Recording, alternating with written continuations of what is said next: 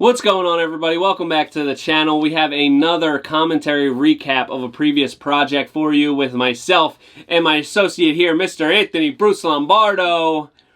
And this is a really special one. This is the first one that we've really had a big roof structure on, and it really changed the whole trajectory of our business. So I'm excited to give you a little bit of behind the scenes on this one and walk you through the build. So make sure you hit subscribe.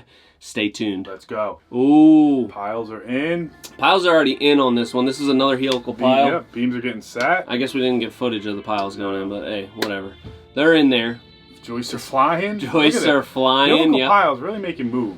They really do. This was probably day 2 because we did have some demo, and I know we're going to get questions. Why'd you leave the stairs underneath? The homeowner was supposed to demolish and remove all that stuff. They didn't, and I said, hey, we'll take it down, but we don't have a dumpster set up to haul it away, so they were like, just leave it on there, it's fine.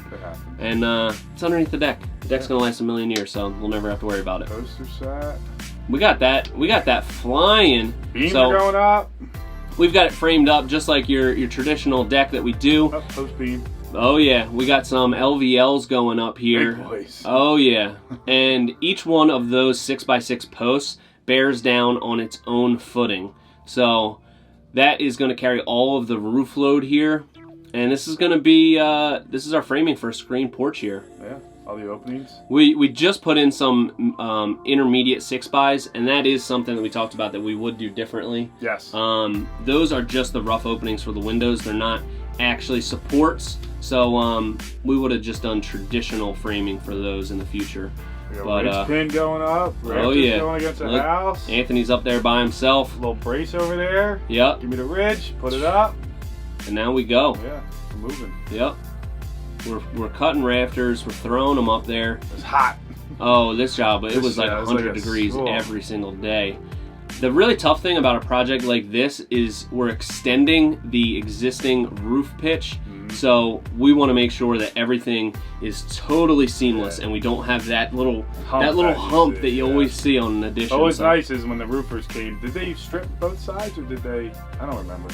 They stripped it back a little bit and tied it in and feathered it a little bit, but we just made sure that we were dead on there. So we have this sheathing going in, and you want to make sure that's sliding right underneath the existing shingles. Gable wall. Pinning up that gable wall. There you go. Getting them up there. And now we're about to get to the really fun stuff. I mean, we have the outside of the structure done, and this is where all the details got pretty crazy on this one. We've got an inlay. We've got... I forgot, this is the inlay on the deck, the inlay on the back of the fireplace. Inlay on the patio. Inlay on the patio. Yep. This one was pretty wild. And there we got the little pork chop roof. Yeah, is that what you like to call it? Yeah, we're just matching what was the house has already. Hit subscribe if you could build this better. I know on this time lapse we got a lot of haters, so hopefully you're tuning in to see how we actually build it.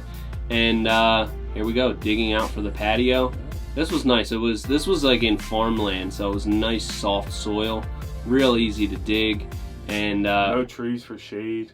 Yeah. This one was a really hot one. Is there a tent back there? That's where everybody hung out at. I think we went through about 3 tents on this project because they kept blowing away. But this was a pretty big patio we have here, and like always, big. I don't remember being that big. Make sure you compact that subgrade. You don't want any loose soils underneath your patio, because they'll settle, pavers will sink. And boom, there we go. We got a geotextile going down. And what's that for, Ant? That's for, I don't know. Soil separation, and add some strength. You can bridge small gaps of settlement in your base if they do happen to occur. So we like to use that in certain applications. Permeable? Permeable? Yeah, it's still permeable, yes. It is. So water will flow through there if it does get into your base system, but on this one we used a non-permeable poly sand, so less than 5% of the water that hits it is actually going to permeate through it. So inlay framing. Here we go. This is where you just took over on this one. I did. And this was like our first complicated design that we did. We have this. Look at that. Yeah. Hit subscribe if you have no clue why you're watching this. Hit subscribe if you don't know why you're watching this one either, where we're doing the commentary. But this one took a lot of math, and we had it all planned out so that there wasn't any rips around the perimeter of it, which you'll see in a little bit. And I can't remember the inlay design. This was it was Costa, Dark Slate, and Khaya. But this was pretty cool. This was the first time we used a roofing membrane to do our flashing on top of the flat blocking. Since we had so much of it, it was easier to just roll out those full sheets, and then it's a nice thick layer of membrane, so we're not going to have any rot in those flat blocking pieces. So you might be wondering, why are we decking over the whole thing? We just did all that framing. And here we go. Boom. Now we go. This was probably the first. No. And I remember our track saw got a little kooky. We got a little jammed up on it. Yep, and we messed up one of the cuts, and we had to make a lot of adjustments. This was a learning process for sure. You could see it all coming out, and this was another thing. That's why now we snap lines before we cut it. We put in all of our fasteners. Some of those pieces got a little loose. They got a little loose, and it was like, I remember I worked on it for like a full day. Just to get them back in line. Getting them all back lined up, so we definitely learned on this one for sure. Look at that, that looks freaking awesome. Sharp. That's an area rug. It is. It's a built-in area rug. It is. And it's a little bit of shame because it's set up so the dining table goes right over top of it, but that's kind of the whole point. It's the whole point. It's supposed to be understated, just give a little bit of wow there. Oh, patio time. Here we go. We already got the bed screeded out. This was like the best time for me to take a vacation too. Oh yeah, you were away this week. Yeah, you missed this entire thing. Again, it was so hot. You can see I'm laying pavers there. I'm sweating like crazy. And we just did a running bond on about a 6-foot portion. And here we go into this little X inlay detail. Okay. Look at that. That was the Everest paver. This was the first time that we used them, Everest and Squadra together. This one turned out really cool. You can see we got half pieces going around a fire pit. It's going to go in the center. Then we also did a sitting wall on this. And you guys brought the tent to the paver. It was like 100 degrees on this day. This was one of the hottest projects we've ever worked on. Yeah. It was terrible. It was absolutely brutal. You can see the outline for the fire pit going in. And remember we did that really cool, we did that Squadra vertical detail on the sitting wall and on the fire pit. That was really cool. I think subscribe if you're a cool cat. I'm a cool cat. I hope we should be getting a lot of subscribers right at this very moment, I would think. But here we go. We got Roca wall going in, and here's that detail. And filled the inside, right? Yep. Then we've got a double layer of this. Filled the inside with mortar. Well played. That was a cool detail. I really like this. And it's executed well. I think how you went about that detail and executed is very good. Thank you, Anthony. You're welcome. I appreciate that. That means a lot. I think that's a solid execution for that detail. Thank you. Thank you. And here we go. We got the top going in there. It's just a nice looking fire pit. And you did that on the sitting wall as well. We did that on the sitting wall as well, and that was another detail that I didn't think of until we got there, but I was like, man, this is going to tie it in nicely, so I had to go and get like 2 extra pallets of Squadra. It's a lot of Squadra. It was worth it, though. It was definitely worth it. Yeah, concrete, that's a solid move. Yep. Not concrete, we got mortar in there. Whatever. Yep. Mortar. And then we glue it on top. Got a nice adhesion. Oh, this is when you went after that stair detail. Yep, look at me out there. Oh, yeah. Man. Oh, yeah. This was a cool detail because the riser height didn't match the height on the fascia detail on the skirting. So we had to break it up so we have it all cascading down the side of the steps there. Turned out pretty cool. Nice. That was the first time we did that. Yeah. I think it turned out pretty cool. Good job on it. Thanks. I appreciate that. And looks like we got more skirting walls going up, and we got that bar frame out up top. I forgot about that. We did a bar top, and we also did an outdoor kitchen here as well. Yep. And boom, there's the outdoor kitchen. I love how we line it up to where our field boards just turn right up. Right up. That actually took a lot of planning with the layout of the boards to make sure we framed it out so that it worked out perfect. And here we go. Classic Sean. We just can't look at a stone wall. Nope. We had to tie in, and I think I had to go get more Squadra for this too, if I remember correctly. So we got a natural stone veneer going up here.